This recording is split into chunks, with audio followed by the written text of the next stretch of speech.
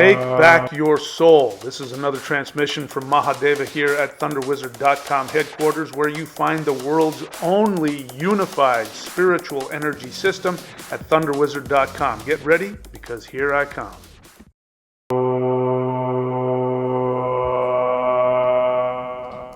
Hello, fellow human light beings. This is Mahadeva the Thunder Wizard, and this is the 12 steps to transcend to 5D. This is step 8. Made a list of all the ways we minimized our happiness and the happiness of others. Please be sure to watch this video after you've watched all the other 12-step videos. It's important to do them in order, and usually when people try and skip ahead, it doesn't quite work as well. So if you're watching this and you're very interested in what I believe is the most powerful psychological and mental process to begin the shift towards 5D, please go back into the playlist, the 12 Steps to 5D, and watch from the beginning. If you're still watching, I'm assuming you have done steps 1 through 7. These are things you have to do. This isn't about listening. I am going to, again, appeal to your intellect to help you feel like you understand why this is important, but it really has nothing to do with that. It's about doing the work. So please do all of these steps. If you've done all the way up through step 7, congratulations, you have worked through most of the difficult work. The rest of it is really all downhill, and it just sort of happens naturally, but you still have to put some effort into it. So let's talk about step 8. Made a list of all the ways we minimized our happiness and the happiness of others. So normally in a 12-step group, step 8 is made a list of all the persons we had harmed and became willing to make amends to them all. I didn't put that in here, although by all means, if you want to work that step the way that that's written, that's probably going to do even better than what I've written. The reason why I've written it this way is because I'm giving the possibility that the person is not chronically addicted or chronically codependent, but is just a normal human who's trapped in the addiction of living in the third dimension. And so technically all humans are addicted because they're addicted to surviving in the third dimensional reality. And so the idea is we want to become aware of how we are trapped and how we can shift beyond that. And again, in my experience, the same thing that works for addicted people, codependent people, is the exact same process that everybody will have to go through in order to get to 5D. And I believe the working principles of the 12 steps is going to be how everybody in 5D will just naturally live. That's my opinion. All right, so the reason why I haven't written on here, made amends, became willing to make amends to all the people we had harmed, is because, you may not be a crack addict or an alcoholic. You may not have stolen from people and destroyed their lives, because usually addicts and codependents, by the way, end up causing a lot of damage to other people. But the rule still applies. Even if you're a well-adjusted human in the third dimension, there's a very good chance that you have acted in ways that are contrary to your soul desire. So the only thing that we're required to do, and we are required to do it, is to make sure that we bring ourselves the greatest joy and the greatest happiness we possibly can. Our goal in life is to get to the end of this physical 3D manifestation, look back on it, and not have any regrets. That doesn't mean we haven't made mistakes. It just means that we at some point focus completely on our own fulfillment, our own spiritual fulfillment from the level of our soul.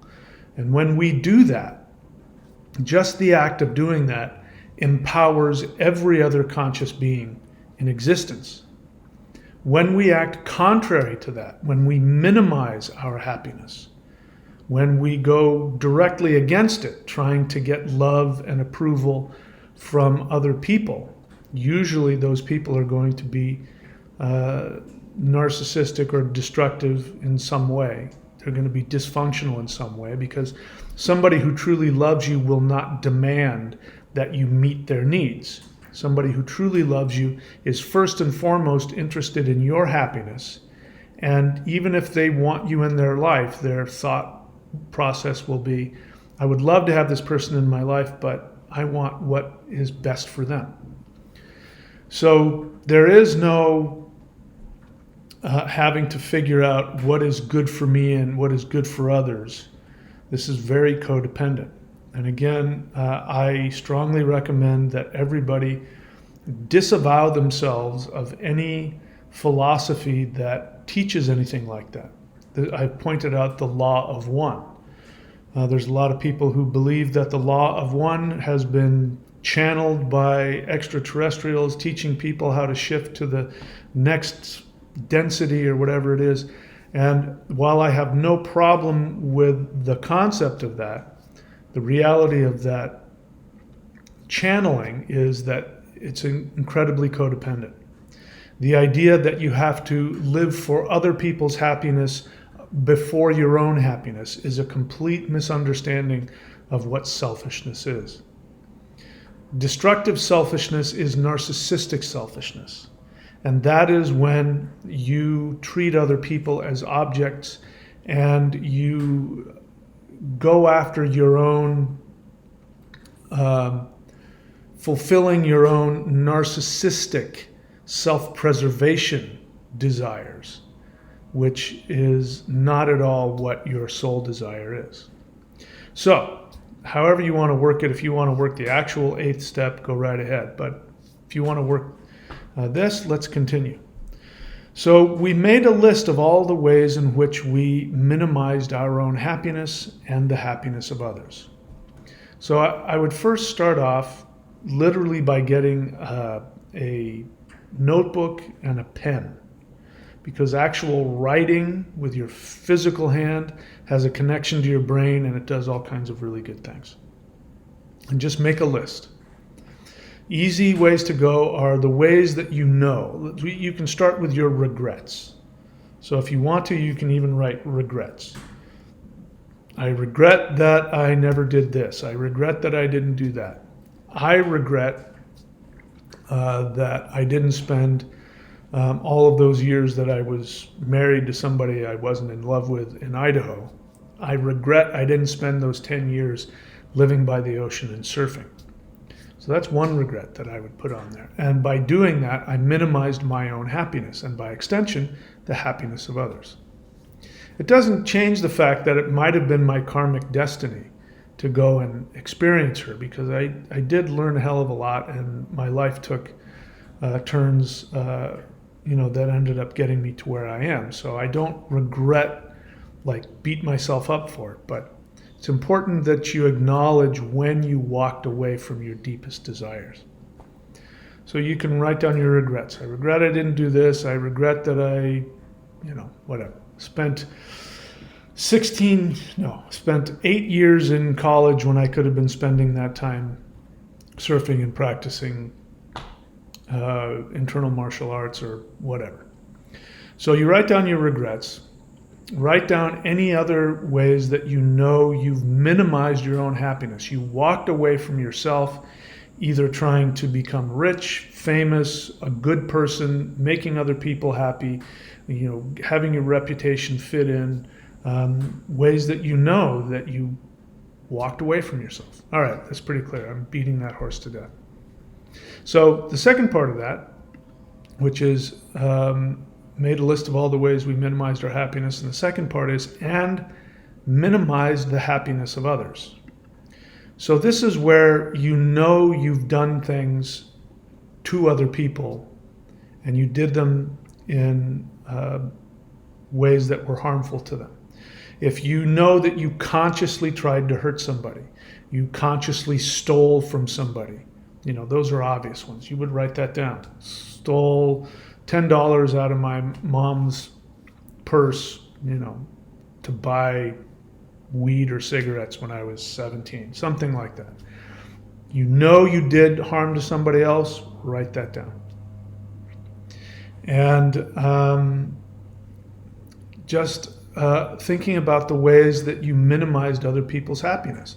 You were in a relationship with somebody that you loved, that you wanted to be with, and they had an opportunity to go and travel to Spain because their joy was to become an artist, and there was an artist there that they could have studied underneath, and you talked them out of it, guilted them into staying, things like that.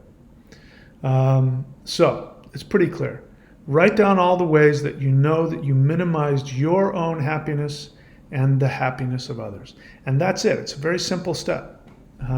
We'll talk about step 9 when we get to step 9. But once you write all of this down, the idea isn't to make you feel guilty at all. So there should be no guilt. You did what you did, but it's in the past. What we're doing now is we're just taking a look at it. We just want to look at how we have minimized our own path. We've walked away from our soul.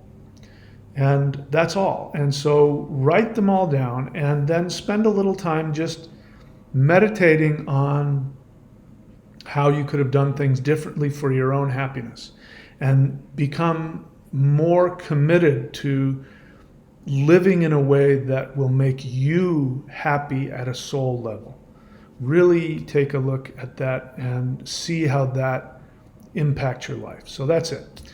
Very simple step. Just make a list of all of the ways we minimized our happiness and the happiness of others.